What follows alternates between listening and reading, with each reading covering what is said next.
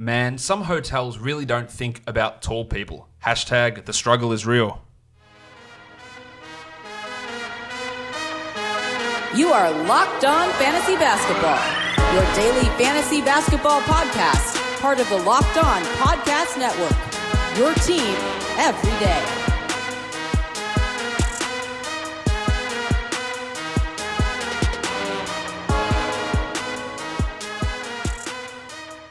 Hello and welcome to the Locked On Fantasy Basketball podcast, brought to you by Basketball Monster. My name is Josh Lloyd and I am the lead fantasy analyst at basketballmonster.com and at Yahoo Sports Australia.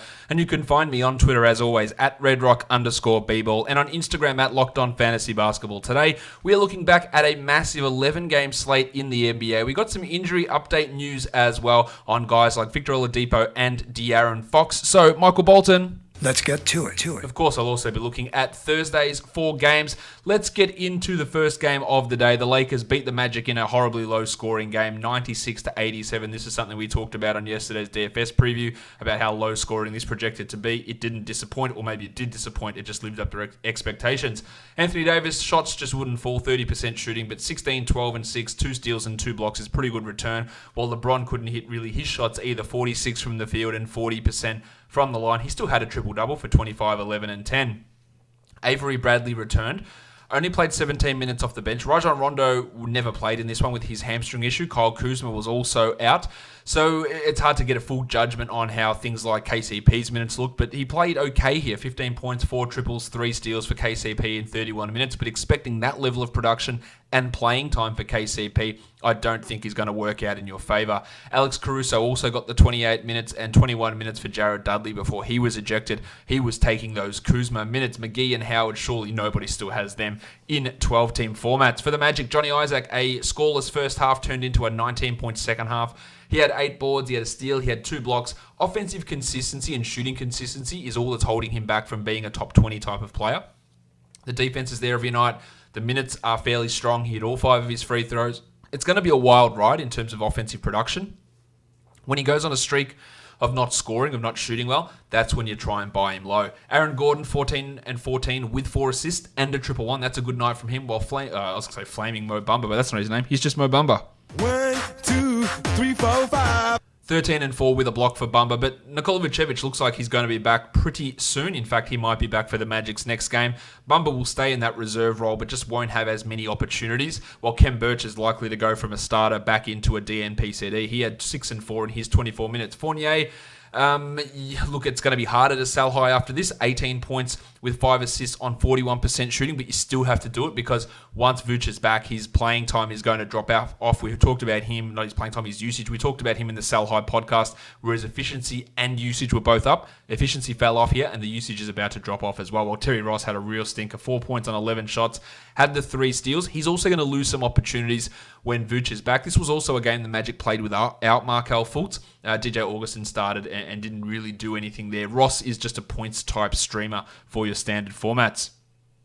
The next game we take a look at here, we've got the LA Clippers heading into Toronto. Kawhi Leonard going to get his ring. They smacked the Raptors 112-92. Kawhi had 23, 5 and 6, 2 steals and shot well. Just a really stock standard performance. Paul George didn't. 13 points on 14 shots, but still added some peripherals, 3 assists, a steal, and a block. And Lou Williams got back on track. Talked about him, I think, yesterday or the day before, saying how, I didn't really believe that he was going to put up huge numbers, but I also thought he was in a real slump, and you could maybe buy him low in that spot. He had 18, 6, and 8. Actually, that might have been on this morning show. 18, 6, and 8 with 3 threes for Williams there. Harrell also a little bit down, 10, 6, and 4 in 29 minutes, while Paddy Patterson played 24 minutes with JaMychal Green out. He had 11 and 7. Beverly looked great, 11, 4, and 2, a steal, a block, 3 threes, but then he had to go off with a concussion, did not return. You'd imagine some missed games are coming here for Beverly. That's going to push Jerome Robinson into the rotation because Derek Walton Jr. also hurt his hamstring in this game. So Robinson might be just a deeper league type of guy. And we do start to have to pay attention to flaming Mo Harkless, who played 30 minutes, had 14 and 7. That's 3 consecutive games with big minutes. Now, he is not a 12-team league ad. He can be a 12-team streamer for his defensive numbers, but in 16-teamers, Yeah, look, he's available in 97% of Yahoo leagues. You've got to go and look at him there. And even in 14-team leagues, I think we've got to start paying attention to Harkless, who's starting to look a lot better than he did early season. For Toronto, Siakam, 24, 4 and 3 a steal, 3 blocks, fantastic stuff there. While Marc Gasol continues to put up these weird-ass lines. Oh, hi, Mark. 9 points, 11 boards, 6 assists, 3 steals and a block, plus 31 minutes. Serge Ibaka does not look good. He is not right at all. The minutes have been really low since returning from the ankle injury. And as long as the minutes stay this level, instead of 26-24, like 31-19 as it was here, then Gasol does have that 12-team value. I'm not sure it lasts, but Ibaka has not looked good. And Gasol, despite not shooting and not shooting well, is putting up solid enough numbers. I'm not sure it lasts, though. OG Anunoby, the Jedi. Hello there. 13 and 7, a steal, 2 blocks. Norm Powell, 22 points in 34 minutes. Those minutes, both of them, I think are going to cut down when Van Vliet returns. So a sell high on both of them is definitely worth looking at this point. We saw before Van Vliet went down that Powell was taking Anunoby's minutes and they were both playing like 26-27, and that really eliminates both of them for 12-team discussions. I wouldn't be dropping Anunoby, and Powell is a worthwhile streamer for the short term, but just be prepared that if you do get an offer for those guys, it's going to be hard for them to maintain this. While Lowry is a real buy low, 6-4 and 6 with 2 steals, 1 of 8 shooting, just can't hit a shot since returning from that thumb injury. We know at some point he will turn it around and put up some good numbers. As for Ibaka, not a 12-teamer, drop his ass. 10 points. Try again. 0 points in 20 minutes with 5 rebounds. He did block 2 shots though, but rough. Otherwise, from big, bad Serge Ibaka. Next game for us to take a look at. Not that one. That one. The Houston Rockets and the Cleveland Cavaliers. 116-110. The Rockets win. Jimmy Harden played 41 minutes. Just a casual 55, 3 and 8 with 2 steals, 2 blocks, 10 triples, 59% shooting. And for everyone else who hates Harden, he only took 5 free throws. So yeah, he is actually really good. He's the number 1 fantasy player. And this gets thrown out to me all the time. I'm not sure if I mentioned on the pod. No, I didn't. I tweeted about it yesterday. But the amount of people that come to me and say, I traded Harden away for 2 players. Like, just don't trade Harden away. Unless your league is really, really deep and you're getting back like 2 top 15 players. Like, the value that he has is just so exponentially better than everyone else. Just do not trade him away. If I had him, if anyone sends a trade offer, I'm just going to likely just reject it. Like, it's simple as that. Do not trade James Harden away. Westbrook, has he figured out the free throws? 4 of 4 from the line, 23, 7 and 6, 4 steals. Playing really well at the moment. Top 10 guy over the last couple of weeks. While Capella had 10 and 13. And PJ Tucker, man, he is wild in terms of his swings. 8 and 5. He had 19 rebounds last game. He had 5 here. He had 2 steals, 2 of 8 shooting. I worry about his shooting, that it's going to drop off. It did here. To me, I view him as a 3-pointer and steals stream who's providing some other value. I think he gets highly overrated by many people, especially the ones who love the turnovers, because he doesn't get any of them, and that really inflates his metrics. So if someone wants to give you a top 60 player for PJ, I would be absolutely tripping over my deck in order to press accept on that. Benny McLemore finished the game over Dan House. 33 minutes for McLemore, 26 for House. McLemore's hot shooting dropped off. He was just 2 of 7, as was House. 6 points for both those guys. I would much rather have House in a 12-teamer over Ben, who can provide at least some short-term value. While onto the Cavs, Kevin Porter Jr., 24 points, 29 minutes, 6 triples, 3 assists, and 3 steals. Now, there's a few things. Look, he's obviously offensively talented. He's a great ISO one-on-one type of guy. Heaps of tricks. The worry we always say, I had with him coming in, is how does he work in a team environment? Can he pass? Can he defend? Can he hit free throws? We didn't have to hit any free throws in this one because he didn't take any. He shot 60% from the field. He's playing 24 minutes, 25 minutes a night over his last 3. Chetty Osman looks terrible. I think Porter's going to take this job at some point. Now, his overall game suits a fantasy points league more than a standard category league because of his reliance on the points category. But he's worth at least looking at in a 14-teamer. I'd look at it. The 3 steals are really nice here. The 3 assists, he's had a couple of interesting assist games. I worry about how it translates as we move forward into everything else in his game, whether that all can stick and whether he can be a good free throw shooter. But this is super encouraging from Kevin Porter, and it's worth looking at. He's available in 98% of leagues.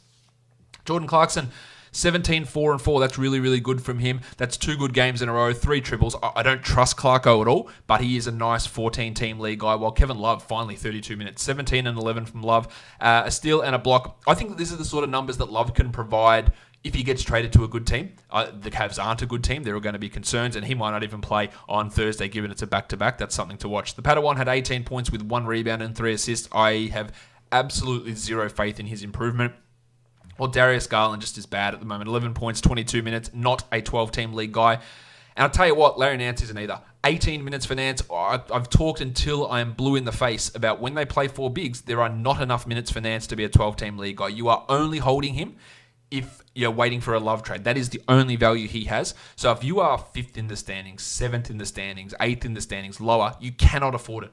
You can't afford to be giving up a roster spot for a bloke who's giving you top 200 type numbers, waiting for a love trade, which might be 3 months away.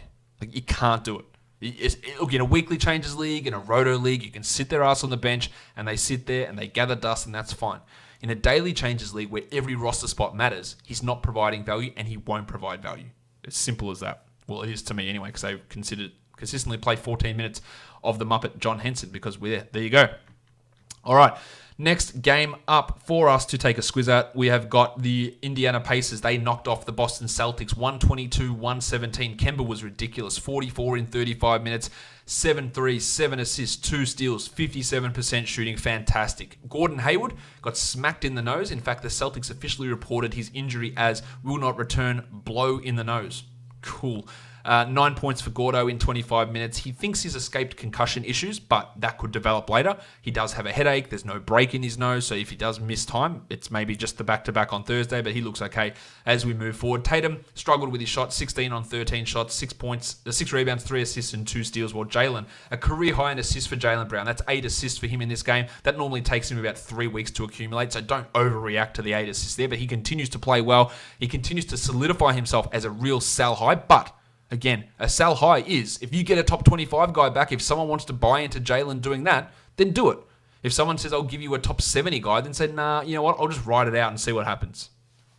Daniel Tyson, Enes Kanter, splitting those center minutes, 27 for Tice, 14 for Kanter. Kanter still rostered in 41% of leagues because 41% of leagues do not know what they're doing. He should not be rostered in 12s or 14s and probably even 16-team leagues at this point. While Brady Wanamaker, if Smart and Hayward are out, Wanamaker is an interesting stream option for Thursday. 12 and 6 in 24 minutes with a 1-1. On to the Pacers. Brogdon, 29 points, 8 assists, 2 steals. Great night from him. While Sabonis, I reckon he might be an all-star. Demontis, 15, 14, and 8 with a steal. I tell you who won't be, Myles Turner, who was benched again down the stretch. 24 minutes for him, 11 and 5 with 2 blocks. Thank God that he's giving you the blocks. And at this point, that is all he is. He is just a block specialist. I have no faith in the usage going up, in the rebounds going up. I do think that the shooting percentages will come up, but it's a real rough ride. He is not a drop, but it is pretty bloody close. The blocks are still there. I was real concerned about him heading into this season, but he has managed to even disappoint my low expectations. The Pacers closed this game with both Turner and Lamb on the bench to put both the holidays in. Justin played 32 minutes, 17 and 6 with 3 steals, and that's 2 games in a row where Lamb's minutes have gone down. I'm going to talk a little bit about Victor Oladipo a bit later, but this trend for Lamb is not good. He was always going to be close to a drop when Vic did return, or when Vic got back to full speed. It's not looking great for Jez at the moment, and Tony Warren Jr., 14 points, and again, my concern with him is someone misconstrued what I was saying about his legendary efficiency. He's a 50% shooting type guy. It's not that I think that's going to drop off, because that's what he always does. But when the usage falls off, when the minutes go down, what the hell else is he doing? Like nothing. 14 points, 1 rebound for a guy that played power forward for chunks of this game. And when Oladipo returns, he's just not going to have the usage enough, I think, to maintain value. Next time he has a 26-point game on 75% shooting, get him out of there. I would get him out as quick as I could. Timothy John McConnell, nice peripherals, 5 assists and 2 steals. We know what he provides. Doug McDirt, that little hot streak from him ended pretty quickly. The next game, the Charlotte Hornets and the Brooklyn Nets. I want to talk a little bit about Devonte Graham because it just is unfathomable how good this guy is. He was a guy that was shooting like 20% last year at times. I don't understand how he's become this good. He is this good, but I don't get how it's happened. 40 points, 37 minutes, 7 triples, 5 rebounds, 5 assists, 9 of 11 from the line. Just unbelievable stuff from him. Rozier was all right, 13, 7, and 4. Michael Kidd-Gilchrist actually had a good game somehow, 11 and 7 in 20 minutes. That was with both all of Malik Monk, Marvin Williams, and Nick Batum all sideline. While Miles Bridges, man, what a rough shooting night that is. 25% on 16 shots, 14 and 4. He had a steal, he had a block, he hit 3 threes, so the other numbers are there. I'm still holding. I understand if you're in a 10-teamer you want to drop, go ahead and drop, because I don't think he's getting back to being a top 70 type of a guy. But Yeah, it's been rough. Paul Washington Jr., 13 and 6, a ton of minutes. Not a lot of return from those minutes. Only took 6 shots. The free throws after that weird spike have gone back down again. No assists, no steals, 1 block. I think his upside is relatively limited, PJ, and that's why I had him as maybe a guy that you don't want to or you don't have to necessarily hold in the shallow formats. But this is relatively strong. The minutes are fine. On to the Nets. DeAndre Jordan, only 22 minutes, but still made the most of those. 9 and 14 in 22 minutes. Taking minutes away from a better player is always frustrating because Jarrett Allen only played the 26. He had 21 and 10, Allen. He had 78 from the field. He was 64 from the line, and he can be better there. He is the guy you want in a 12-teamer over DeAndre. While Dinwiddie had 24, 5, and 6. Now, we don't know when Kyrie's returning. He's still not back at practice. You've got to think he's at least another week plus away. And Dinwiddie's value is going to drop. We are all well aware of that. But, again, if I'm not getting back a good player, why don't I just write out these top 20 type lines and then maybe he falls into outside the top 100 when Irving's back? That's huge. Like that'll happen. But do I just ride this out? Because maybe Irving just pushes it back and pushes it back. Now, if someone in your league looks at it and goes, Nets are better without Kyrie, mate, much better. They're going to keep playing Spencer over Kyrie. They're going to shut Kyrie down. Because there'll be people around there that like that. There might even be those people listening to this podcast. They might be willing to give you a top 30 guy. And then I do that trade in a heartbeat. But if someone wants to give me back Thomas Satoransky, I'll say, I'm good. I'll just ride these top 20 numbers for now. Thanks. Garrett Temple, 11, 2, and 4 in his 32 minutes, continuing just his strong, steady play with LeVert out. Now, Karras might be another week or so away. Temple's not a must-roster guy, but at least he's providing significant value. While Taurean Prince, man, the roller coaster with this bloke. 6 points on 12 shots. He's so up and down. He probably is a 12-team league guy, but, man, at times you just look at him and go, what on earth is going on with his level of production? The next game, we take a look at the Chicago Bulls. They absolutely turkey slapped the Atlanta Hawks 136-102. Trae Young had 15 points on 14 shots. That's rough. He had 13 assists, though, and 2 steals, so not bad there. While Jabari Parker only the 21 minutes. 11 and 7 and a 111. We are 5 games away from John Collins returning. I have been saying this for a while. If there is a hot free agent out there, if you need to stream to get victories in a situation where you are struggling in the standings, Parker is a drop. He will not be able to maintain 30 minutes a night. He can't even get 30 minutes a night now with Collins out. He will. That shine where those first couple of games, Jabari Parker's back. Not so much. He's struggling still a little bit at the moment. While Alex Len, another big game off the bench, 17 and 5 in 20 minutes. Damian Jones in foul trouble for the second consecutive game, allowing Len those minutes. I wouldn't read into this too much. Pants Kevin Huerter still on a minutes restriction. Still got the assists. 4 assists in those 24 minutes. 7 last game. He had 9 points. I'm still believing in him as a 12-team league guy. I would have him and I would hold him. While DeAndre Hunter had 6 points in 24 minutes. I don't believe in this guy. I think he is a 14-team league guy, despite the occasional breakout. DeAndre Bembry's out of the rotation, weirdly, because when you've got to give the chance to play Alan Crabb 22 minutes, you just got to do it. Having some real concerns with Lloyd Pierce and Travis Schlenk in Atlanta. This team is not good. I didn't like what Schlenk did in the offseason. I didn't like all of the hype that the Hawks were getting. That seemed unfounded to me, and they are massively bad at the moment. Now, when Collins comes back, it could change around, but there are some real issues with the way they've put this team together. But to be fair, Cam Reddish had a good game. He had an accumulation game. 16 points in 29 minutes. It was on a true shooting of just 55%, 36% from the field, and not much else, but at least he got those points there to be second on the team in scoring. If you want to talk big scoring nights, let's talk about Zach LaVine. 35 points in just 25 minutes, 7 triples, 75% shooting, 4 assists, a steal, and a block. A great game from LaVine. If anyone wants to give you a top 20 player, because he is performing at that level at the moment, get rid of him. That's what I would do, because that shooting, of course, is unsustainable. While the hammer, Denzel Valentine. Now, Valentine was a guy who had some interesting numbers translated coming out of Michigan State. He's never really done it in the NBA, but we got a bit of a glimpse here. 10 points, 3 rebounds, 5 assists, 4 steals, 2 blocks. Surely he can maintain a rotation spot ahead of Chandler Hutchison, who I don't think's ever had a good NBA game. I don't know whether the old thumbhead will do it, but he has to at least be in that mix, especially with Otto Porter's future completely up in the air. That's just a deeper league look, though, for the hammer, but that's strong. Because it was a blowout, Thad Young played 33 minutes, 15, 9, and 6 with 3 steals. That's vintage Young. I'm not adding him in 12-team leagues based on this, but that's encouraging. Well, Lauri Markkanen, hopefully you stuck fat with him, you held on, you bought low, whatever, because 22 points, 2 dribbles, he's shooting 50% in December. He shot 89% in here. The shot was always going to come back around to some level, and we've seen it come back around.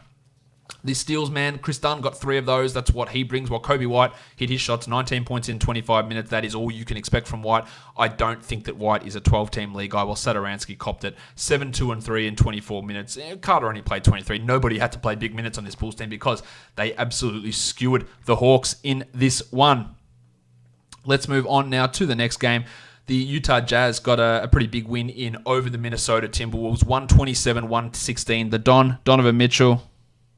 He's Don. He's good. 30 points, 5 rebounds, 6 assists, 65% shooting. Talked about him, I believe, on the Buy Low podcast yesterday, saying that those percentages were due to come up. There we go. Gobert had 20 and 16, 2 steals, 2 blocks in a masterful game, while Jingle and Joe Ingles, 23, 5 and 5 in 36 minutes. Absolutely thriving in the starting lineup.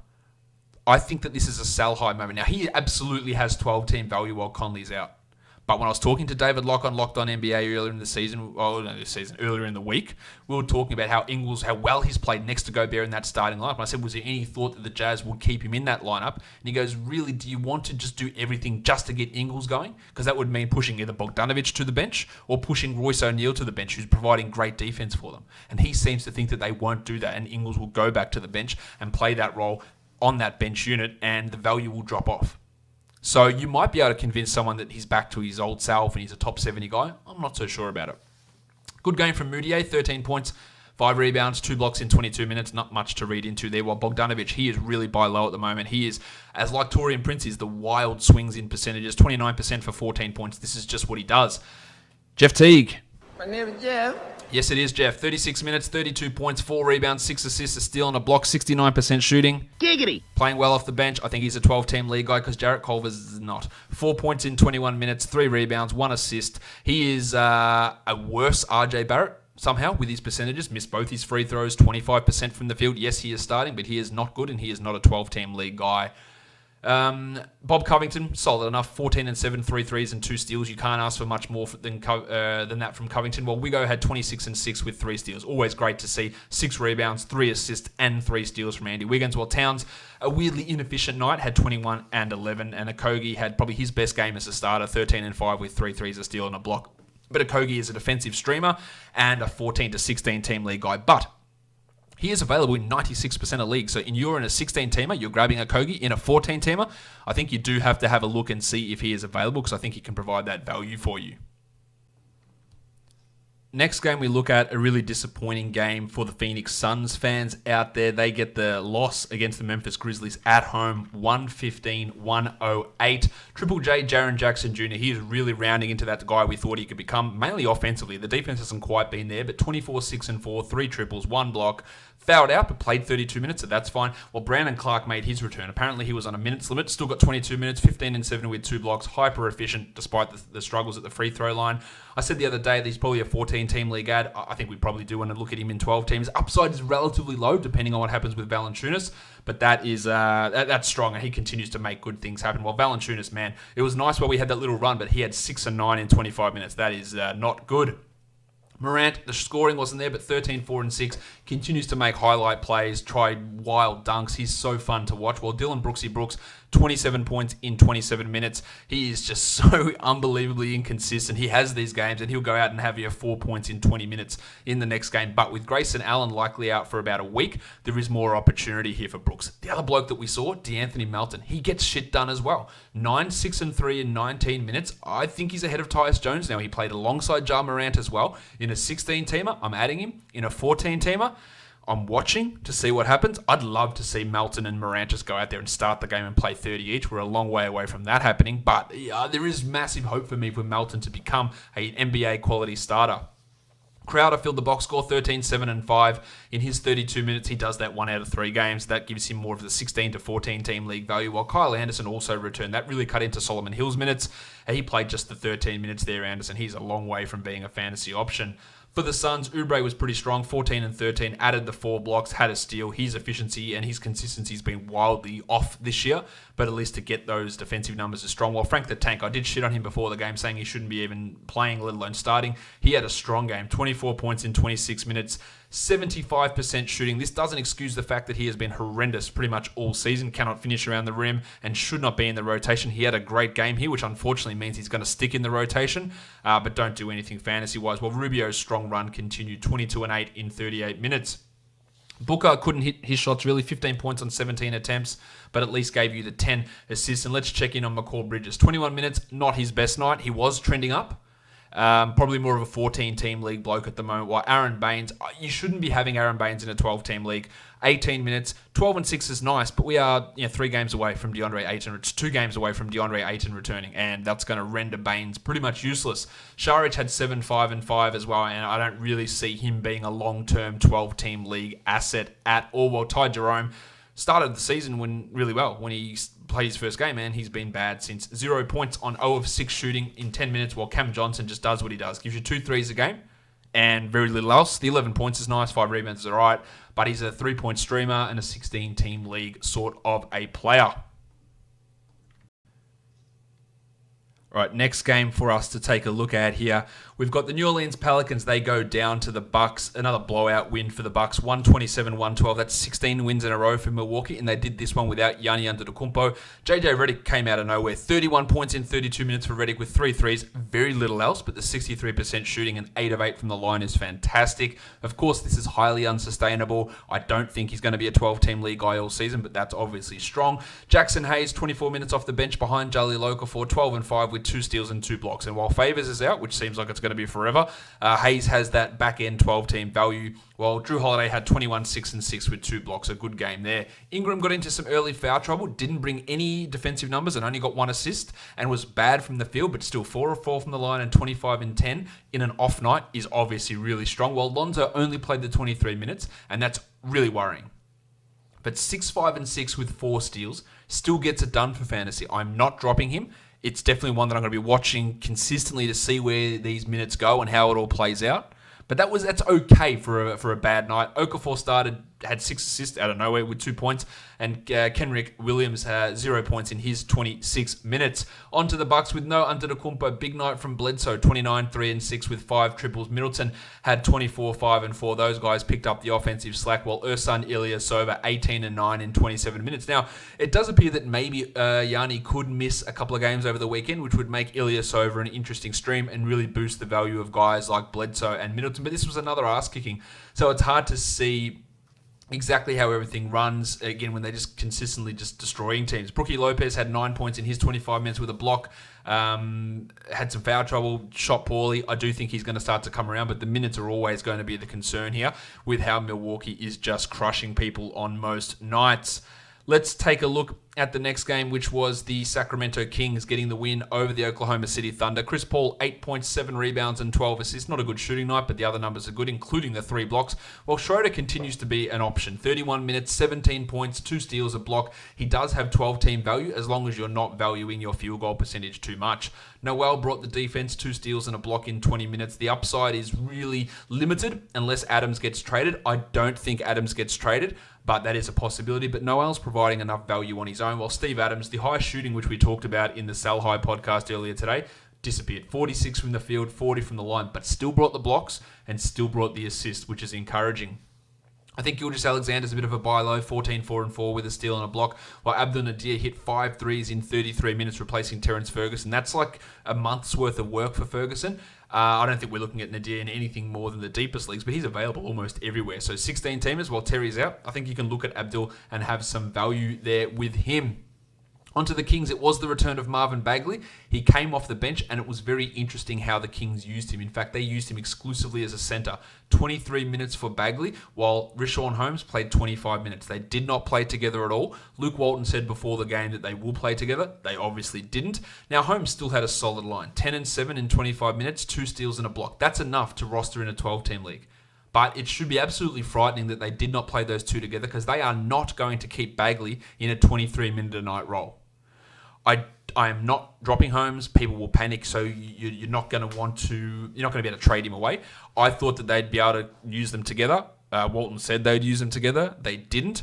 It is only one game, and the Holmes line is still okay, and he was significantly better than Bagley in this game, I think. And when he's on the court, things happen. But just because that's what the reality shows doesn't mean the coaches are necessarily going to do that. We've seen that with Trevor Ariza playing over Bogdan Bogdanovic at times. So there is absolutely concern here with Holmes. And if they're going to split minutes at centre, eventually Bagley's going to play 29 and Holmes is going to play 19. And that's going to be the worry. I'd like to see them together, and I am not dropping after this, but the concern is really there. Bud Hield had 23, 6 and 6 with 2 steals. I think he's a sell high guy, while Bogdanovic had 17 and 3 in his 29 minutes. No assists, poor free throw shooting. One of his better recent performances, but still not great. But he did hit the game winner in this one, while the pencil, Harrison Barnesy. I don't think Barnes is going to be a 12-team league guy when we get into January, when Fox is back. 5, 4 and 3, 34 minutes. That's just when Bagley's rolling, when Fox is back, and Hield and Bogdanovic and Holmes. It's just not going to be enough for Barnes to do it for fantasy leagues. While Trevor Ariza is an interesting steals streamer, another 2 steals here. He's getting way too many minutes, but that's giving him those steals, which is, again, can be used. While Bagley, I probably should have talked about him when I talked about him earlier. 11 and 6 in 23 minutes with a block on 39% shooting. This, to me, just is the Marvin Bagley experience. He scores. He gets rebounds. He's inefficient. He blocked a shot. He won't get assists. He won't get steals. He won't hit threes. He generally is a bad free throw shooter. He's obviously an auto ad. I don't see the huge upside in Bagley as a player long term, and how they use him. It's really, really interesting how it works here. Weirdly, with Holmes and Bagley playing all centre, we still didn't get 30 minutes of Nemanja Bjelica. Only 22 minutes, 10 and 5. That's obviously a horrible sign for his value, and he seems to be a 12-team league drop in this situation. They went with a lot more Barnes at the 4 type scenarios, but the fact that he only played the 22 minutes is worrying, but there was foul trouble, so maybe that changed. So if you aren't in a rush, you didn't drop someone just for the sake of dropping them. So if you have got him, maybe you hold and just see what this means. But that Bjelica, Bagley, Holmes combination, we could very easily see those guys get all those 96 minutes there. But if they want to insist on giving 26 minutes a night to Trevor Ariza, that means that him and Barnes have to push up to the 4, which eats into that trio in the big man spot. So there are a lot of confusing rotation decisions or questions that have to be answered in Sacramento, and it didn't necessarily work out in the positive in today's game, even though they did get the win late. All right, we go on to the last game of the night, and because this stupid game between 2 terrible teams decided to go to overtime, I'm just looking at the numbers from overtime because I do have to go and pick my son up. He's got his tennis stuff tonight, so I've got to go do that. I've explained to that in the past. Sometimes I might have to cut things short. So that's what we're doing today, just looking at the overtime or before overtime portion of this game. It's tied 1-12 after D'Angelo Russell hit a late buzzer-beating 3 to send the game to OT. Marcus Morris, the usage was back up. Again, I don't think it's going to last, but 35 points in 5 triples, while RJ Barrett, a really strong bounce back, shit ton of minutes. He played under 20 minutes last game, 41 before overtime here, 20 and 9 with 3 threes, while Julius Randle also put up a good game. Now remember, both of these teams are playing terrible opponents, each other, and that's allowing for a lot of these inflated numbers. Frankie Ntilikina got into foul trouble, so he played 13 minutes. So Alfred Payton had 25 minutes before overtime. He's likely to play the overtime here, Payton, which will push his numbers up. This was also a game that Dennis Smith was out, so everything was in Payton's favour to get these minutes. I'm still not convinced that he's going to be a 30-minute-a-night guy every night, but he obviously has the best fantasy appeal out of that trio of guards. So if you want to grab Payton, go ahead and do it. Mitchie Robinson, 25 minutes, 7 and 7, 2 blocks before the overtime. Had some early fouls, but played through them. I still don't understand why the low usage and the low minutes. I don't know why we need Punch Bob out there for his defensive prowess or even those 14 Taj Gibson minutes.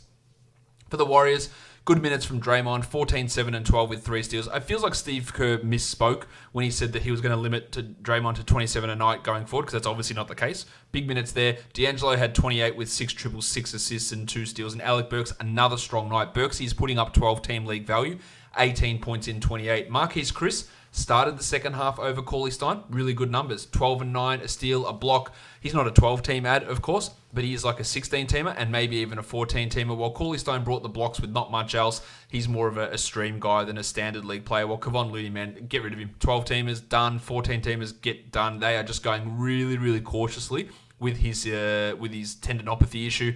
And the triangle, Eric Pascal, was dealing with a hip injury. Just the 17 minutes for him in this one, he was not looking right. I worry about his long-term value because of the way his game is and where he gets his value with Draymond and D'Angelo firing. It's going to be hard for me to see Pascal being a consistent top 100 player as we move forward. Let's just have a quick look at some injury news now. Yanni missed today's game with a quad injury. Maybe he misses a couple more. Ilyasova's the stream there. We could be getting Nikola Vucevic back in action on Friday for the Magic, so that's going to hurt Bumba and Birch in that spot. Also Fournier and probably Terry Ross. Landry Shamet out for another week with his ankle injury. Kyrie Irving, we're looking at least another week for his shoulder issue. While Oladipo, it doesn't look like we're going to have Vic back in December. It looks like he is pushing towards a January return. The Nate McMillan quote today wasn't great. It was like, I think it was something, I don't have it in front of me, but it was something along the lines of, I don't think we're going to be seeing him for a while. So I always thought we're looking at that Christmas, New Year period for Oladipo. It looks like it might actually push a little bit further back. And then there's going to be the ramp up, the low minutes, the back-to-backs, which I think we're looking at end of January before full-minute Victor Oladipo is in play, which is not great, of course. Grayson Allen's going to be out about a week with his ankle injury. That helps guys like De'Anthony Melton and Dylan Brooks as well. De'Aaron Fox said he is 10 days away, or he's a week and a half away from returning. I don't believe the players in these circumstances. I still think we're looking at 2+ weeks for Fox to return. Paddy Beverly left today's game with a concussion, and Gordon Hayward suffered a nose issue for the Celtics. Beverly, you'd imagine, misses a couple of games, but we don't have any confirmation on that at this point. Let's flip over to the DFS action now to talk about the 4 games for Thursday in the NBA. We're looking at DraftKings pricing. All right, first game we look at here for Thursday, the Philadelphia 76ers taking on the Boston Celtics in Boston. The Celtics are coming off a back-to-back, a loss against the Pacers, but they have been installed as 1.5. I don't know why I said it that way. 1.5 point favorites. The total is a measly 210. Gordon Hayward left Wednesday's game for the Celtics with a hit in the nose. He thinks he'll be fine. He's got a headache. He claims he's not in the concussion protocol, but we'll have to see there. While Marcus Smart's still not sure if he's going to play with an eye infection, and the Rock DJ Robbie Williams dealing with a hip problem. So obviously lots of concerns there for Boston. For Philadelphia, it's just Joshie Richardson. Now, he did play last game, but he is likely still to be with a minutes limit, but that just means more minutes for the painter, Matisse Thybulle. If we look at this one, we are looking at DraftKings pricings here. Benny Simmons is at 7,600. Really poor performance from Simmons last game. Still had 29 DraftKings points. So given how he's been playing, I think the fact that his salary is down at 7,600 does give him some value here and looks to be a pretty strong option. Kemba was excellent on Wednesday, dropping 65 points. He's at 7,700. The negative matchup against the Sixers, the back-to-back factor, means that I'm not totally 100% sold on Kemba, but he is averaging 44 the last 3 times he's played Philadelphia. I think there is some play with him. It's just not as strong as it could be. Brady Wanamaker, 24 and 24 minutes today for Wanamaker. Now, if Hayward and Smart are both out, then Brad at $3,100 does come in as a way to really fill out your lineup. For your shooting guards, you're looking at Jaylen Brown at 66. I like what he's doing, and it could be further boosted by either the absence of Smart, the absence of Hayward, or doubly boosted by the absence of both. So I think Jaylen's in play here. While the painter himself, Matisse Thybulle's at $4,000. He's more of a seasonal league type of a player than a DFS type producer. He had a great game last time, but only gave us 24 DraftKings points, which is fine. But it requires a lot of things to go right, so I'm not massively into him for DFS options here. Well, Joshie Richardson on that minutes limit, hard to get excited with him. At small forward, Toby Harris is at 6,900. Giggity. Fantastic. I love what he's been doing lately. I think he's a strong floor play. While Gordo Hayward at 6,000, I wouldn't want to use him here. Jace Tatum's at 71, and a bit of an off night for him on Wednesday, but still gave us over 31 points. So at 7,100, a lot of value. And in a similar vein, if Hayward and or Smart miss, more value heads towards Tate's. Prison Mike and James Ennis, hard to get interested in them. For the big men, Big Al Horford is down at 5,900. He goes back to Boston. That is a really, really low price for Horf. I am in on him at that salary, while Embiid at 9,500. He averages 56 against Boston. Under 10,000 for Embiid always feels like a steal. I like both of those guys given their prices. Tice and Kanter for the Celtics, I'm not really all that interested in any of those guys or Rob Williams if he does happen to play in this one. Let's move on to the next one here, which is the Cleveland Cavaliers and the San Antonio Spurs. No spread out at the moment. The Cavs are on a back-to-back. We don't have any word on Tristan Thompson or Kevin Love. I imagine that Love won't play, but we don't know that at this stage. For the Spurs, no back-to-back worries there. DeJounte Murray's at 5,600. He had 31 points in 32 minutes last game. The great matchup against Cleveland, the fact that his minutes rose, the fact that his price is still low, I think that does make Murray a play here, but trusting Popovich can be tough, while maximum Derek White. Maximum Derek. He is not playing well. 17-point average over the last 5. Really hard to use him. Garland, similarly, not keen. Bryn Forbes at 4,000. No thanks. Patty Mills, no thanks. Matty Dellavedova. You guess what? No thanks as well. I think we have to look at Kevin Porter Jr. 3,600. He had 39 points in 29 minutes. He's averaging over 24 points in his last 5. He's taking minutes away from Chetty Osman. At that price, I think we really do have to look at Porter as an option here. Jordy Clarkson also playing pretty well at the moment. More of a cash guy than a tournament guy, but there is also the risk if they give those minutes to Garland, they do come away from Clarkson. So there is somewhat of a risk with him. While DeMar's at 7,300. I love the floor value in DeRozan there, especially against this Cavs team. Lonnie Walker's at 42. His minutes are really tough to trust, though. At small forward, Rudy Gay is at 47. No thank you. Chetty Osman, God, no thanks at all. And then on to the big man. Love's at 6,200. Again, really hard to look into him there. Aldridge at 7,000. I think he abuses the Cavs for 40 plus, so he is a real strong play. While Thompson's at 61. I think we can find better ways to spend 61. Of course, if Love is out, then Larry Nance is at 4,100 and he becomes a massively strong play. He's not getting any minutes in this current quartet of big men, but if Love is out, expect 30 plus for Nance and then expect that value to be absolutely pissed all over. While Jakob Poeltl is at 5,100. He's playing well, but if he comes off the bench, I just don't think there's enough upside to really use Poeltl at that sort of a salary, unfortunately, for him. Let's move on. I guess you don't really care about Trey Lyles because you shouldn't. On to the next game. The Dallas Mavericks in Detroit against the Pistons. The Mavericks are 5-point favorites and the total is 220.5. Delon Wright is considered questionable after missing last game with a groin issue. If he is out, it gives more minutes to Barea, to Brunson, to those sort of players. Not really likely to move the DFS needle, though. At point guard, Luka Doncic is at 11,400. Always hard to go past Donch. At that sort of salary, I think he's pretty strong, at least for 45 points as a floor value, and then you got 60, 70 point upside that he can give you, while Derrick Rose is at 57. I actually like what Rose is doing. He's giving us 30 a night at the moment, and that's pretty strong. The upside's probably limited, but I do like the floor. Galloway, Brown, Curry, Brunson, I don't really see us getting excited by any of those guys. At shooting guard, the Duck Luke Kennard's at 55. He's playing okay. He's probably playing more like a $5,000 guy, so I think we can pass there. Tone Snell, of course, we always pass. Well, Timmy Hardaway at 52 is a really, really strong GPP guy. A little bit hard to trust in cash, but really massive 40-point upside value there for Hardaway.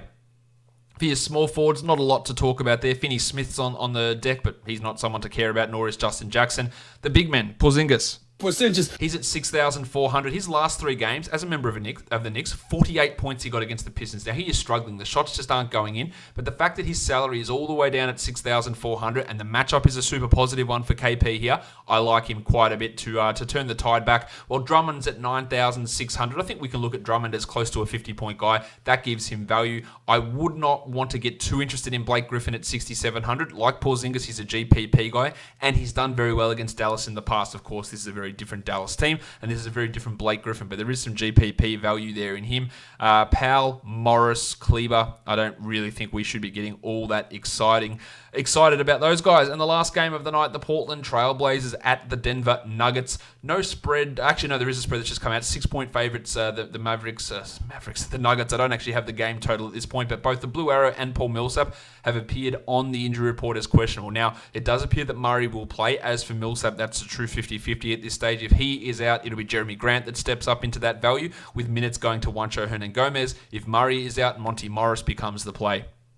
The Blue Arrow himself is at 6,500. I wouldn't want to use him with the injury uncertainty, while Lillard at 8,500, a rock-solid 40-point floor type of guy who's giving us 44 a game over his last 5. The matchup is somewhat of a negative. Point guards have struggled against Denver this season, partly because of their really slow pace. But I think Lillard can get those numbers there. While Farton will Barton, if Murray is out at 6,300, Barton is a really strong option. But otherwise, that price has risen too much that I'd have a hard time trusting him in cash.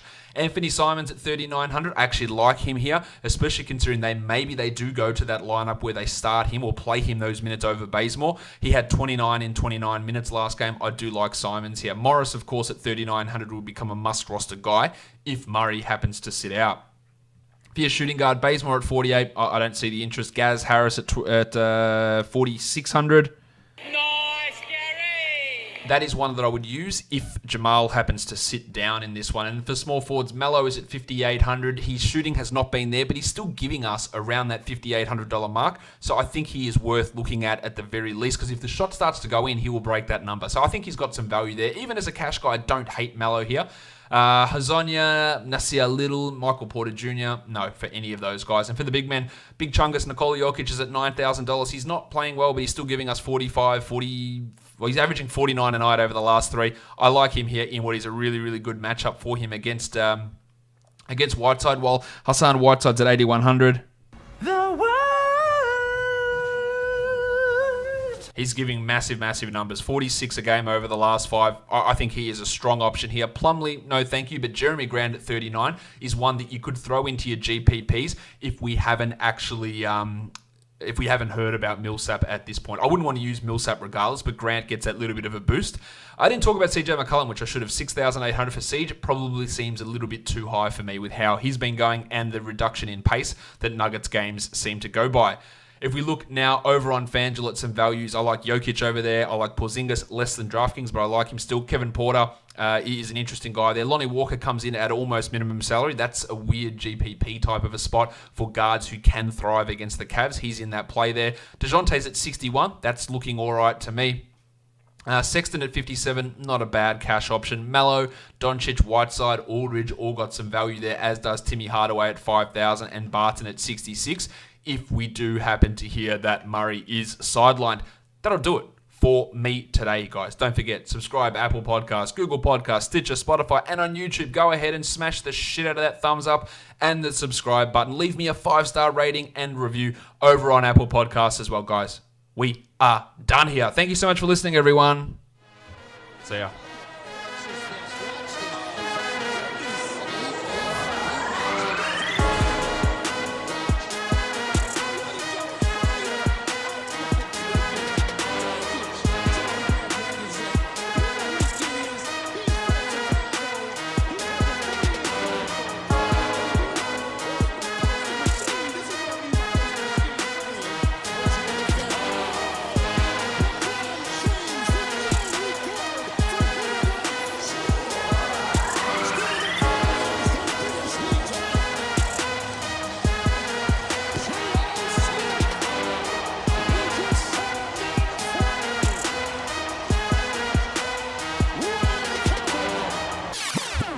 Bismack Biyombo.